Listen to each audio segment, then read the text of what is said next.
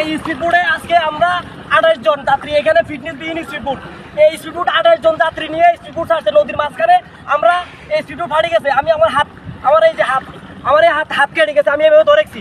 28 জন যাত্রী নিয়ে স্পিডবোট এটা মাছ পথে ফাটে গেছে। স্পিডবোটের দক্ষতা দক্ষতায় আমাদের 28 জন লোককে এখানে রক্ষা করছে, আমাদেরকে এখানে বাঁচে আনছে। ঠিক আছে, এই হাতিয়াতে ডেলি প্রত্যেক দিন প্রতিনিয়ত স্পিডবোট ফাটে। এই স্পিডবোট মানুষের জীবন আমি হয় নদী পথে ফাটে, ফিটনেস বিহীন স্পিডবোট তারা চালায়।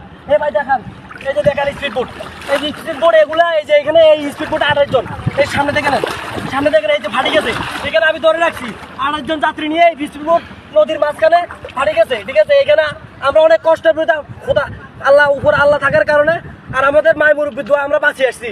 ঠিক আছে, হাতিয়ার ঘাটে আজকে হাতিয়ার ঘাটে যে দেখান, এই যে দেখান, আজকে 28 জন লোক আমরা বাঁচিয়ে আসছি। আর উঠতে কোটাল আজকে 28 জন লোক আজকে আমরা বাঁচিয়ে আসছি। আমরা যে বাঁচবো এটা আমাদের কল্পনা ছিল না। নদীর মাঝখানে এই স্পিডবোট ফাটে গেছে।